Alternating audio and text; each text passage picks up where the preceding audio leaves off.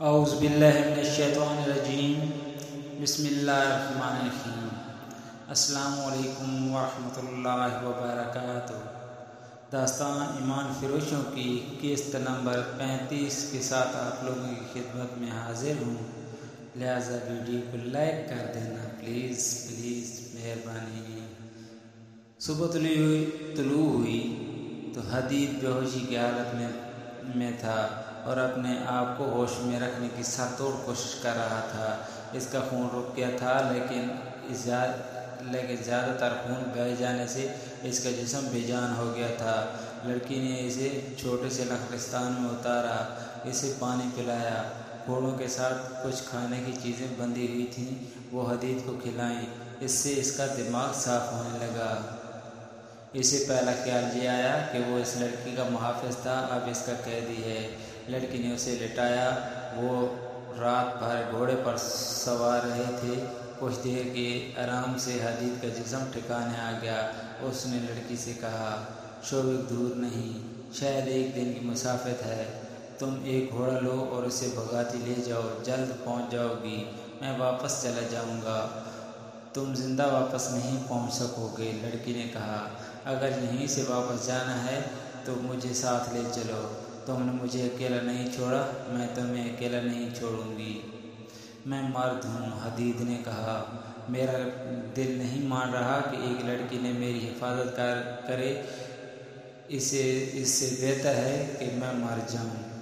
میں ان معمولی سی لڑکیوں میں سے نہیں ہوں جو گھروں میں پڑی رہتی ہیں، لڑکی نے کہا، اور جو مرد کی حفاظت کے بغیر ایک قدم نہیں چل سکتی۔ مجھے ایک فوجی مرد سمجھو، فرق صرف یہ ہے کہ میرا ہتھیار میری خوبصورتی، میری جوانی اور میرے چرب زبانی ہے۔ میں تمہاری طرح سختیاں برداشت کر سکتی ہوں، میں شوبک تک پیدل پہنچ سکتی ہوں، میں تمہارے جذبے کی قدر کرتا ہوں۔ حدید نے کہا، ڈاکو ہم دونوں کو کتنا قریب لے آئے ہیں، مگر ہم ایک دوسرے کے دشمن ہیں۔ تم میرے ملک کی بنیادیں ہلانے کی کوشش کر رہی ہو اور ایک دن میں تمہارے ملک پر حملہ کرنے آؤں گا، لیکن اس وقت میری دوستی قبول کر لو۔ لڑکی نے کہا، دشمنی کی باتیں اس وقت سوچیں گے جب تم تندرست ہو کر اپنے ملک چلے جاؤ گے۔ اس نے حدید کی گردن کے نیچے بازو کر کے اسے اٹھایا۔ حدید اب اٹھ سکتا تھا۔ وہ اٹھا اور آہستہ آہستہ چلتا گھوڑے تک پہنچ گیا۔ لڑکی نے اس کا پاؤں اٹھا کر رکاب میں رکھا اور اسے سہارا دے کر گھوڑے پر سوار کر دیا۔ لڑکی بھی اسی گھوڑے پر سوار ہونے لگی تو حدید نے ہاتھ آگے کر کے اسے روک دیا اور کہا، تم اب دوسرے گھوڑے پر بیٹھو، میں اکیلا سواری کر سکوں گا۔ اس کے باوجود میں اسی گھوڑے پر بیٹھوں گی۔ لڑکی نے کہا، تمہیں اپنے ساتھ لگائے رکھوں گی۔ حدید کی ضد کے باوجود لڑکی اس کے پیچھے سوار ہو گئی اور جب ایک بازو اس کے سینے پر رکھ کر اسے اپنے ساتھ لگانے لگی تو حدید نے مزاحمت کرتے ہوئے کہا، مجھے ذرا اپنے سہارے بیٹھا رہنے دو۔ لڑکی نے اسے زبردستی اپنے ساتھ لگا کر اس کا سر اپنے کندھے پر ڈال دیا۔ اس نے حدید سے پوچھا، میں جانتی ہوں تم مجھے بدکار لڑکی سمجھ کر مجھ سے دور رہنے کی کوشش کر رہے ہو۔ نہیں، حدید نے کہا، میں تمہیں صرف لڑکی سمجھ کر دور رہنے کی کوشش کر رہا ہوں۔ اگر تمہیں اپنے قریب کرنے کی خواہش ہوتی تو 2 راتیں تم بے بسی کی حالت میں میری قید میں رہی ہو۔ میں تمہیں اپنی لونڈی بنا سکتا تھا لیکن میں نے اپنے اوپر شیطان کا غلبہ نہیں ہونے دیا تھا۔ تو اب مجھے ایسے محسوس ہوتا ہے جیسے میں امانت میں خیانت کر رہا ہوں۔ میرے اندر گناہ کا احساس پیدا ہو رہا ہے۔ تم پتھر تو نہیں ہو؟ لڑکی نے اس سے پوچھا، مجھے تو جس مرد نے بھی دیکھا ہے بھوکی نظروں سے دیکھا ہے۔ میں نے صرف اتنی سی قیمت دے کر تمہاری قوم کے 2 مومنوں کے ایمان خرید لیے تھے۔ کتنی قیمت؟ حدید نے پوچھا۔ صرف اتنی سی کہ انہیں پاس بٹھایا اور سر اپنے کندھے پر رکھ لیا تھا۔ ان کے پاس ایمان تھا ہی نہیں، حدید نے کہا۔ جو کچھ بھی تھا، لڑکی نے کہا، وہ میں نے ان سے لے لیا تھا۔ اس کی جگہ ان کے دلوں میں اپنی قوم کے خلاف غداری ڈال دی تھی۔ وہ کون ہیں؟ حدید نے پوچھا۔ ابھی نہیں بتاؤں گی، لڑکی نے جواب دیا۔ جس طرح تم اپنے فرض کے پکے ہو اسی طرح مجھے بھی اپنا فرض عزیز ہے۔ حدید خاموش ہو گیا۔ وہ لڑکی کے جسم کی حرارت اور ہلکی ہلچل کی بھوک محسوس کر رہا تھا۔ لڑکی کے کھلے ہوئے ریشمی بال ہوا سے لہرا کر اس کے گالوں پر پڑ رہے تھے اور گالوں کو سہلا رہے تھے۔ اسے اونگ آ گئی، گھوڑا چلتا رہا۔ بہت دور جا کر حدید کی آنکھ کھلی تو سورج سر پر آ چکا تھا۔ اس نے کہا، گھوڑے کو ایڑ لگاؤ، مجھے امید ہے کہ ہم سورج غروب ہونے کے بعد شوبک پہنچ جائیں گے۔ لڑکی نے گھوڑے کو ایڑ لگائی اور صحرا تیزی سے پیچھے ہٹنے لگا۔ اگر ہو سکے تو یہ ویڈیو لائک کر دو پلیز پلیز۔ سورج غروب ہو چکا تھا۔ شعبے کے قلعے کے اس کمرے میں جہاں صلیبی حاکموں اور کمانڈروں کے اجلاس ہوا کرتے تھے، وہاں حاکم اور کمانڈر بیٹھے تھے۔ ان میں عالم جاسوس بھی بیٹھا تھا۔ وہ کہہ رہا تھا، میں یہ نہیں بتا سکتا کہ دونوں لڑکیوں کا کیا حشر ہوا یا ہو رہا ہے۔ میں نے انہیں بچانے بلکہ انہیں دیکھنے کی بھی کوشش نہیں کی، کیونکہ ان سے زیادہ قیمتی یہ راز تھا جو مجھے آپ تک پہنچانا تھا۔ جیسا کہ میں آپ کو بتا چکا ہوں کہ ڈاکوؤں نے حملہ کیا تو میں موقع دیکھ کر ایک طرف ہو گیا اور گھوڑے تک پہنچ گیا۔ ایک تو میری رہائی معجزہ ہے، دوسرا میرا معجزہ یہ ہوا کہ میں اتنے خونریز مارکے میں سے صاف بچ کر نکل آیا۔ کوئی بھی میرے پیچھے نہیں آیا۔ میرا خیال ہے کہ وہ ڈاکو نہیں تھے، سلطان صلاح الدین ایوبی کے بھیجے ہوئے آدمی تھے۔ یہ نہیں بتا سکتا تھا کہ اس نے ہم تینوں کو خود سے موت کیوں نہ دی اور لڑکیوں کو خراب کرانے کا یہ طریقہ کیوں اختیار کیا۔ یہ ایک ڈھونگ تھا۔ لڑکیاں اب ان لوگوں کے قبضے میں ہوں گی اور ظالمانہ اذیتیں برداشت کر رہی ہوں گی۔ انہیں چھڑانے کا ہم کوئی طریقہ نہیں سوچ سکتے۔ ایک صلیبی حاکم نے کہا، یہ قربانی تو دینی پڑتی ہیں۔ ہمارے پاس لڑکیوں کی کمی نہیں، ہمارا یہ طریقہ کامیاب ہے۔ اسے جاری رکھنے کے لیے اور لڑکیاں تیار کرو۔ سب آ گئے ہیں۔ اب وہ راز بتاؤ جو تم اپنے ساتھ لائے ہو۔ عالم جاسوس انہیں سنا چکا تھا کہ وہ قاہرہ کے ایک مسجد سے کس طرح گرفتار ہوا تھا، قید خانے میں اس کے ساتھ اور لڑکیوں کے ساتھ کیا ہوا، اور سلطان ایوبی نے انہیں کس طرح خلاف توقع رہا کیا۔ اس نے یہ بھی سنایا کہ یہ راز سلطان ایوبی نے اسے کس طرح دیا ہے۔ اس نے تاریخ بتا کر کہا، صلاح الدین ایوبی اس روز اپنی فوج کو کوچ کرائے گا، وہ کرک پر حملہ کرے گا۔ نائب سالار کہہ رہے تھے کہ شعبے کو پہلے لینا چاہیے کیونکہ یہ مضبوط قلعہ ہے، لیکن صلاح الدین شعبے پر اپنی طاقت نہیں ضائع کرنا چاہتا تھا۔ وہ کرک کو کمزور سمجھ کر پہلے اسے لینا چاہتا ہے۔ وہاں وہ اپنی فوج اور رسد وغیرہ کا اڈہ بنائے گا۔ رسد جمع کر کے وہ کمک بلائے گا اور فوج کو کافی آرام دے کر شعبے پر حملہ کرے گا۔ اس نے یہ خاص طور پر کہا تھا کہ وہ ہمیں بے خبری میں لینا چاہتا ہے۔ اس کی وجہ اس نے یہ بتائی ہے کہ اس کی فوج کم ہے اور ہماری فوج زیادہ بھی ہے، اور ہمارے پاس گھوڑے بھی بہتر ہیں اور ہمارے پاس خود اور ذرا بختر ہیں۔ اس نے صاف الفاظ میں کہا ہے کہ اگر صلیبی فوج نے اسے راستے میں روک لیا تو اسے شکست کے سوا کچھ حاصل نہ ہوگا۔ وہ کھلے میدان میں لڑنے سے ڈرتا ہے۔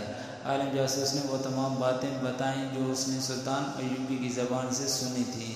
اتنے قیمتی اور اہم راز کی تفصیل سن کر لڑکیوں کو سب بھول گئے اور اس مسئلے پر تبادلہ خیالات کرنے لگے۔ وہ اس نتیجے پر پہنچے کہ سلطان ایوبی غیر معمولی طور پر دانش مند جنگجو ہے۔ اس نے کرک پر حملے کا جو پلان بنایا ہے اس میں اس کی جنگی فہم و فراست کا پتہ ملتا ہے۔ راستے میں نہ لڑنے کا فیصلہ بھی اس کی دانائی کی دلیل ہے۔ وہ راستے میں طاقت ضائع نہیں کرنا چاہتا۔ یہ خدا یسوع مسیح کا خاص کرم ہے کہ اس کے پلان کا علم ہو گیا ہے، ورنہ وہ کرک کو لے کر شعبے جیسے مضبوط دفاع کے لیے خطرہ بن سکتا تھا۔ انہوں نے اسی وقت سلطان ایوبی کے پلان کے مطابق اپنی فوجوں کی نقل و حرکت اور دفاع کا پلان بنانا شروع کر دیا۔ پلان میں یہ اقدامات طے پائے۔ صلیبی افواج کی متحدہ مرکزی کمان شعبے میں ہی رہے گی، رسد گاہ بھی وہیں رکھی جائے گی، جنگ کو شعبے سے ہی کنٹرول کیا جائے گا۔ کرک کی قلعہ بندی کو اور زیادہ مضبوط کیا جائے گا۔ کچھ اور فوج کرک منتقل کر دی جائے گی۔ ایوبی کو کرک سے دور اس کی اپنی سرحد کے اندر کسی دشوار گزار علاقے میں روکا جائے گا۔ اس مقصد کے لیے زیادہ سے زیادہ فوج بھیجی جائے گی۔ اس فوج میں گھوڑ سوار اور شتر سوار زیادہ ہوں گے۔ کوشش کی جائے گی کہ ایوبی کی فوج کو گھیرے میں لے لیا جائے۔ اب پانی کے چشموں پر پہلے سے قبضہ کر لیا جائے۔ ان اقدامات پر فوری طور پر عمل درآمد کے احکامات نافذ کر دیے گئے۔ ہر کوئی خوش تھا۔ یہ پہلا موقع تھا کہ سلطان ایوبی کا کوئی راز قبل الوقت معلوم ہو گیا تھا، ورنہ اس نے صلیبیوں کو ہمیشہ آڑے ہاتھوں لیا تھا۔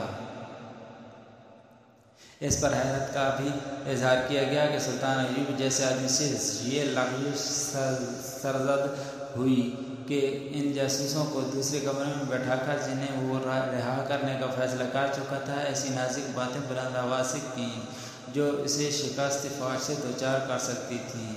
انہوں نے ایک اہتمام یہ بھی کیا کہ فرانس کی فوج جو وہاں سے بہت دور تھی یہ پیغام بھیج دیا کہ فلاں دن سے پہلے ایسے مقام پر پہنچ جائے جہاں نور الدین زنگی کی بھیجی ہوئی کمک کو روکا جا سکے۔ اگر ہو سکے تو پلیز ویڈیو لائک کر دیں، اگر کر دی ہے تو مہربانی۔ اتنے میں ایک صلیبی افسر اندر آیا اور انٹیلیجنس کے سربراہ کے کان میں کچھ کہا۔ اس سربراہ نے سب کو بتایا کہ ان دو میں سے ایک لڑکی جو ڈاکوؤں کے گھیرے میں آ گئی تھی ابھی آئی ہے۔ اطلاع ملی ہے کہ اس کے ساتھ ایک زخمی مسلمان محافظ ہے۔ عالم جاسوس سب سے پہلے کمرے سے نکل گیا، اس کے پیچھے دوسرے لوگ بھی باہر چلے گئے۔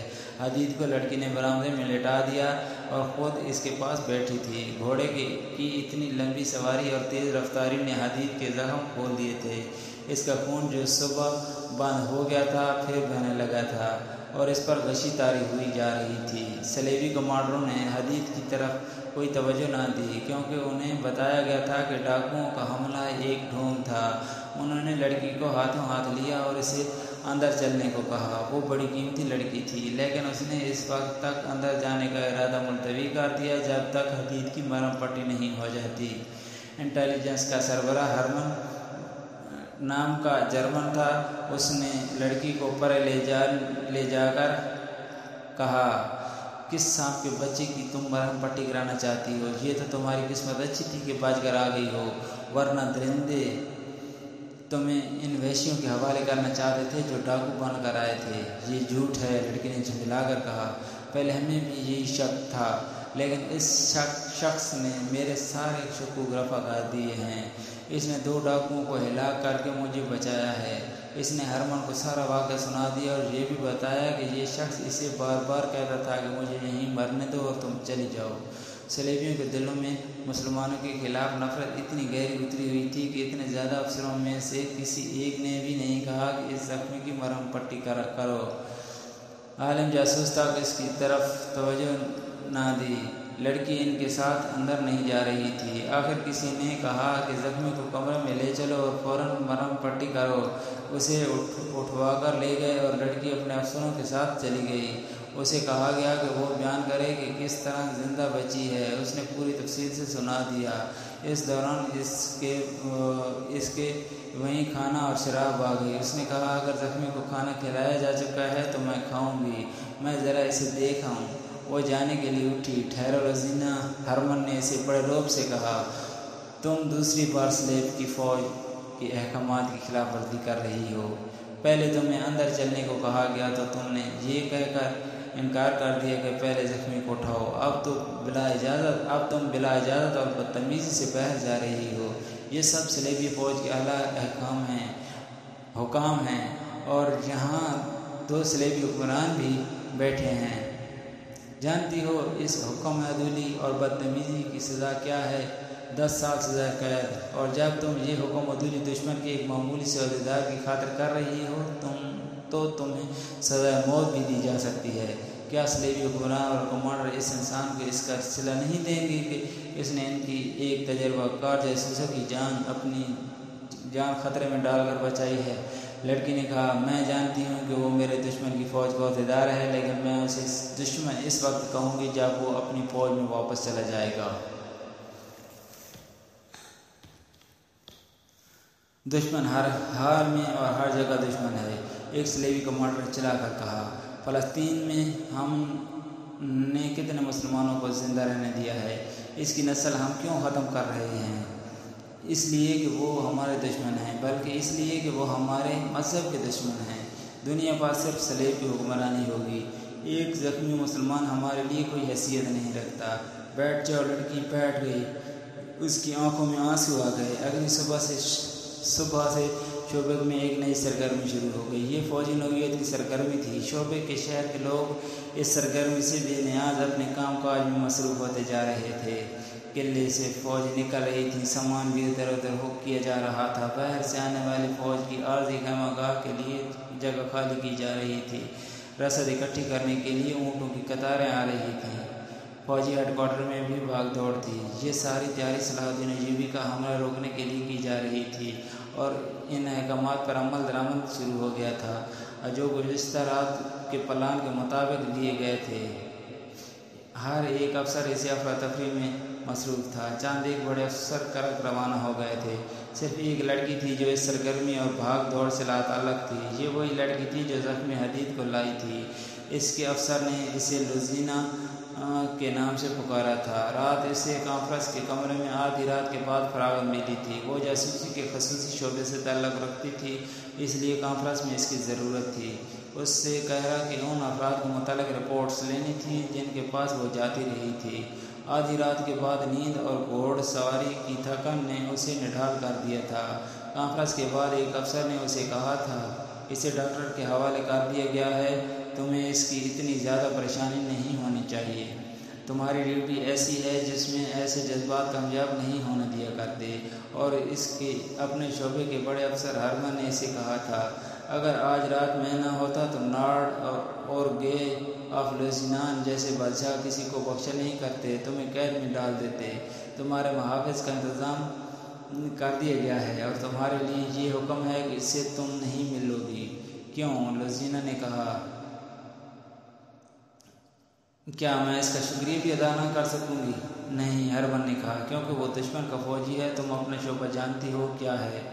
ہم تمہیں اس سے ملنے کی اجازت نہیں دے سکتے۔ تمہیں دشمن کے ساتھ ایسی وابستگی کی اجازت نہیں دی جا سکتی۔ آپ مجھے صرف اتنا سا یقین دلا دیں کہ اس کی مرہم پٹی ہو گئی ہے، لوزینہ نے کہا، اور اسے صحیح و سلامت واپس بھیج دیا جائے گا۔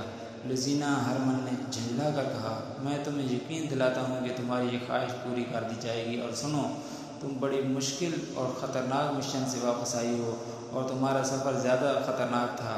تمہیں آرام کے لیے 10 دن چھٹی دی جاتی ہے، مکمل آرام کرو۔ یہ باتیں رات کو ہوئی تھیں۔ وہ اپنے کمرے میں چلی گئی تھی۔ جاسوس لڑکیوں کی رہائش ہائی کمان کے مین کوارٹر سے بہت دور تھی۔ اس جیسی اعلیٰ درجے کی جاسوس لڑکیاں نہایت اچھے کمروں میں رہتی تھیں جہاں انہیں شہزادیوں جیسی سہولتیں اور عیاشی میسر تھی۔ ان کی ڈیوٹی ایسی تھی کہ انہیں مسلمان ملکوں میں بھیجا جاتا تھا جہاں پکڑے جانے کی صورت میں انہیں ہر قسم کی اذیت اور ذلت میں ڈالا جا سکتا تھا۔ موت یا سزائے موت تو یقینی تھی۔